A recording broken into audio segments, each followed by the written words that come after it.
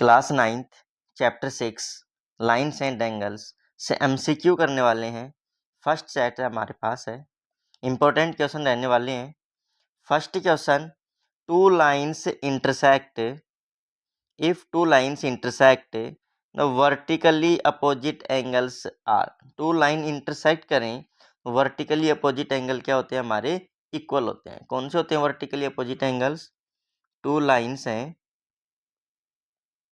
ये इंटरसेक्ट करिए यहाँ पे, वर्टिकली अपोजिट एंगल ये वाली एंगल और इधर ये वाली एंगल वर्टिकली अपोजिट एंगल कहलाते हैं। तो 1 और 2 इक्वल आ जाएगा, एंगल 3 और 4 इक्वल, ये हमारे वर्टिकली अपोजिट एंगल कहलाते हैं। Next second question, sum of a linear pair, sum of linear pair of angles is. Linear pair पे एंगल्स का सम कितना होता है? 180 डिग्री। लीनियर पेयर पे एंगल का सम कितना हो जाएगा? 180 डिग्री। जैसे ये हम बनाते हैं लाइन, हमारे पास एक ये रे आ गई इसके ऊपर, तो ये जो पेयर बनेगा हमारा, ये क्या बन जाएगा? 180 डिग्री का। Next third question, two lines are supplementary, two angles are supplementary if their sum is. Two angles supplementary हैं, तो सप्लीमेंट्री हैं तो एंगल्स का जो सम है वो कितना होगा? 180 डिग्री। नेक्स्ट क्वेश्चन नंबर 4, इसमें हमें गिवन है, if one angle of a linear pair is 65 degree, other angle is. Linear pair का सम बताया था 180 डिग्री होता है, दो एंगल का सम 180 होता है, एक 65 है, तो एक एंगल x मान लिया, एक 65 दे रखा है। लीनियर पेयर का सम 180 डिग्री होता है, तो अदर एंगल यानी कि x जो है अदर एंगल मानना है, वो आ जाएगा 180 माइनस 65 डिग्री। कितना आ गया? 115 डिग्री। क्या आंसर आया हमारा? C. Next question, if two parallel lines are cut by a transversal, corresponding angles are.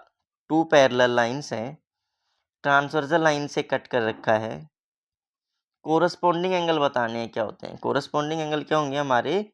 Equal. जैसे टू लाइंस हैं, टू पैरेलल लाइन हो गई, एक ट्रांसवर्सल लाइन हो गई, एल, एम और एन। कोरस्पॉन्डिंग एंगल ये होते हैं हमारे कोरस्पॉन्डिंग एंगल। ये 1 2, इधर ये 3 और 4, इधर वाला माने 5 और 6, 7 और 8, ये हमारे कौन से एंगल कहलाएंगे? कोरस्पॉन्डिंग एंगल कहलाएंगे। तो 1 2 के इक्वल है, 3 4 के इक्वल है, 5 6 के इक्वल है, 7 और 8 इक्वल है।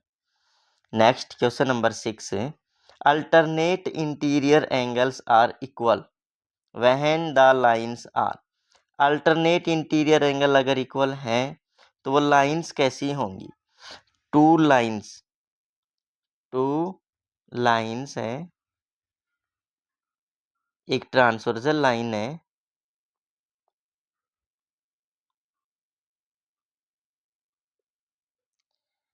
अल्टरनेट इंटीरियर एंगल, ये वाले जो एंगल हैं अल्टरनेट इंटीरियर एंगल 1 और 2, इधर अगर माने 3 और 4, तो 1 और 2 इक्वल होंगे। कब होंगे ये हमें इक्वल दे रखे हैं। Alternate interior angles are equal, ये हमें इक्वल दे रखे हैं। क्या इक्वल दे रखा है? एंगल 1 एंगल 2 के इक्वल है, 3 और 4 इक्वल है। ये इक्वल हैं तो ये लाइंस कैसी होंगी? पैरेलल। लाइन क्या होंगी हमारी? Parallel line. Option B.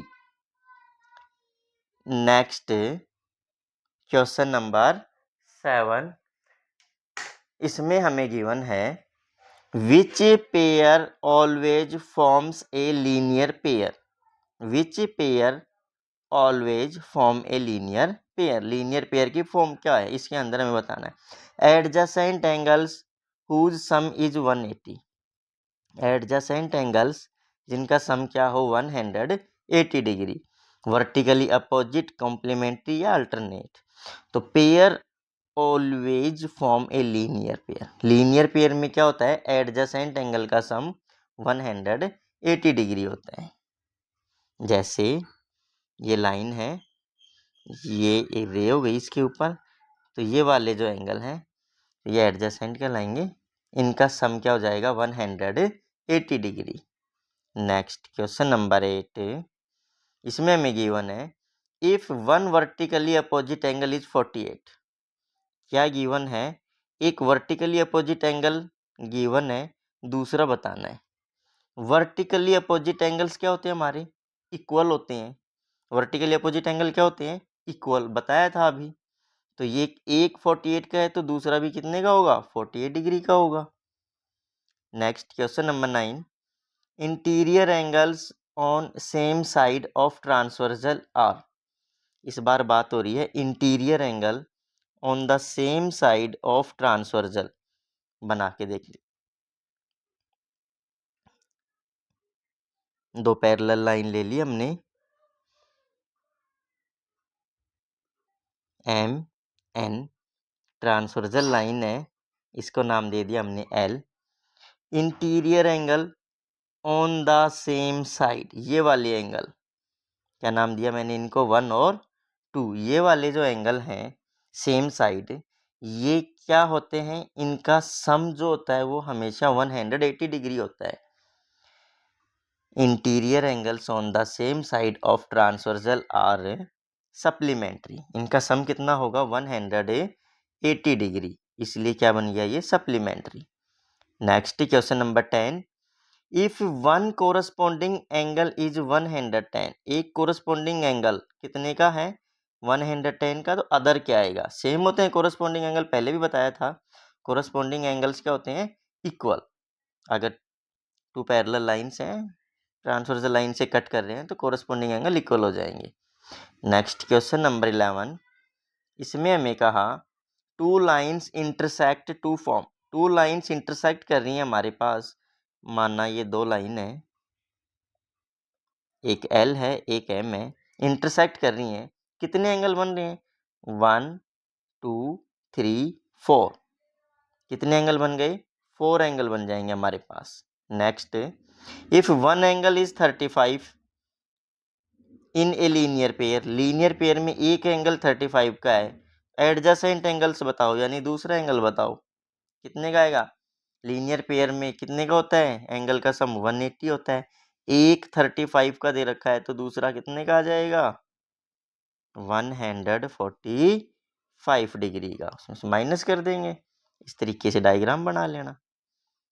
एक हमें गिवन है 35, तो ये आ जाएगा 145, दोनों का सम आ जाएगा 180 degree. Next question number 13, vertically opposite angles are form when vertically opposite angles two ray meet, two lines intersect, parallel lines meet या segment drawn. Vertically opposite angle equal कब होते हैं, जब टू लाइंस इंटरसेक्ट करें, two ray meet, two line intersect या parallel line meet.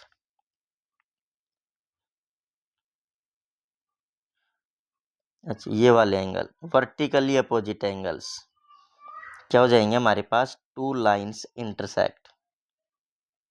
Next question number 14, इसमें हमें given है if alternate interior angles are equal.